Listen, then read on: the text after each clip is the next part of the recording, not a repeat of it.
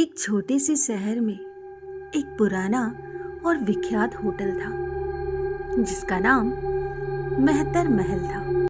ये होटल शहरी क्षेत्र से थोड़ा दूर था, शांत जंगल के पास स्थित और अपने समय का सबसे आलीशान होटल। इसकी वास्तुशैली, अंदर की सजावट और वहां की सेवाएं यहाँ आने वाले हर व्यक्ति को मंत्रमुग्ध कर देती थी। परंतु सालों पहले एक बुरी घटना ने इस होटल को भूतिया बना दिया। लोग कहते हैं कि इस होटल में एक परिवार की आत्माएं भटकती हैं, जिन्होंने यहीं अपनी जान गंवाई थी। रात के समय होटल की ओर देखते ही लोगों के रोंगटे खड़े हो जाते हैं। होटल के चारों ओर कटी फटी पेड़ों की छाया और होटल की टूटी फूटी खिड़कियां, छनकर आती अंधियारी रोशनी ने पूरे परिवेश को और भी डरावना बना दिया था।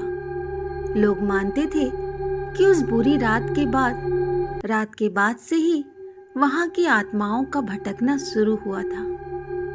उस घटना के कारण शहर के लोग होटल से दूर रहते थे। किसी की भी हिम्मत नहीं होती कि वहां जाए। लेकिन एक समय ऐसा आया जब शहर के कुछ युवा उत्साही इस रहस्य को सुलझाने का निर्णय लिया।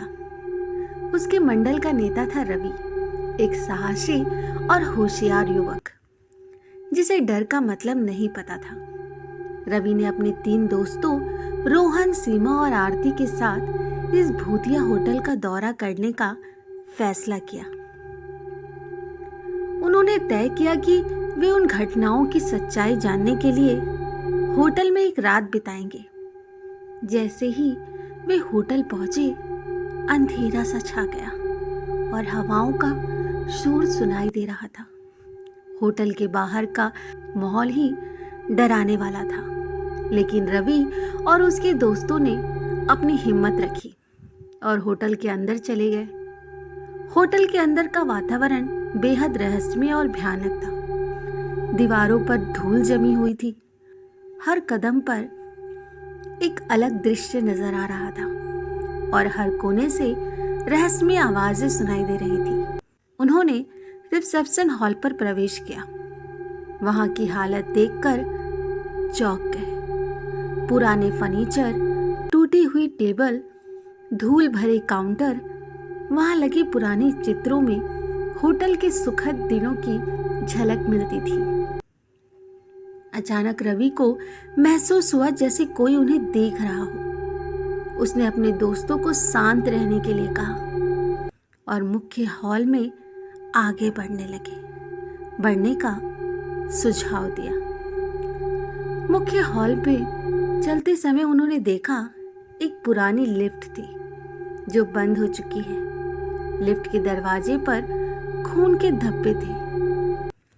दीवारों पर लगे चित्रों में होटल के स्वर्णिम दिनों की यादें ताजा हो रही थी, जब यह जगह जीवन और हंसी खुशी से भरपूर थी। लेकिन अब ये केवल भूतों की कहानियों और डरावनी घटनाओं का केंद्र बन चुका था।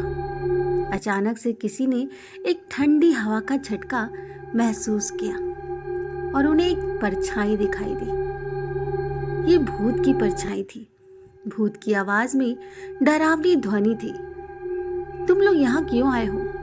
ये स्थान श्रापित है। रवि ने हिम्मत से कहा, हम यहाँ सच्चाई जानने और तुम्हारी आत्माओं को शांति दिलाने आए हैं। तुम कौन हो और तुम्हारी आत्माओं को शांति क्यों नहीं मिल रही? भूत ने भरी आवाज से कहा, मैं इस होटल का मालिक था। मैंने और मेरे परिवार ने यकीन किया कि हम यहाँ हमेशा सुरक्षित रहेंगे।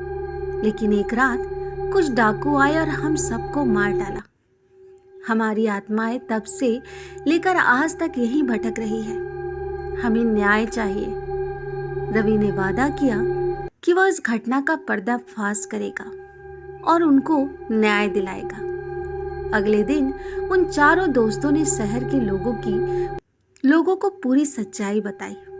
पुलिस को सबूत दिए, पुलिस ने जांच की और डाकुओं को गिरफ्तार कर लिया। जांच के दौरान उन्हें कई रहस्यमय तथ्य और सबूत मिले, जिससे डाकुओं को सजा दिलाने में मदद मिली।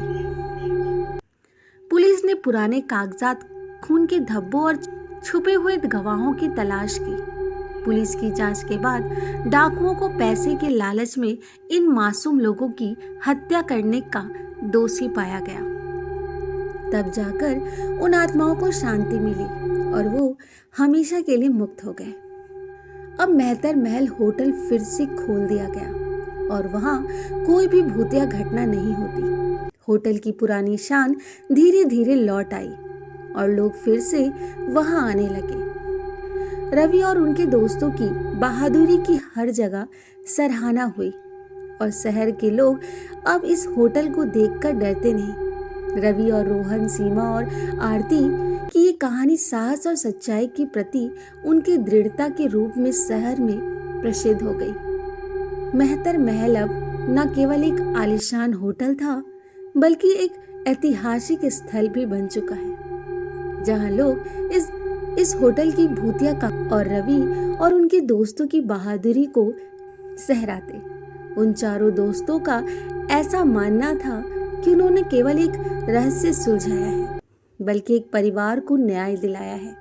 उन्होंने आत्माओं को हमेशा के लिए मुक्त कर दिया। दोस्तों, आज की कहानी कैसी लगी कमेंट द्वारा जरूर बताएं और हाँ, मेरे चैनल को लाइक, शेयर, सब्सक्राइब करना ना भूलें। धन्यवाद।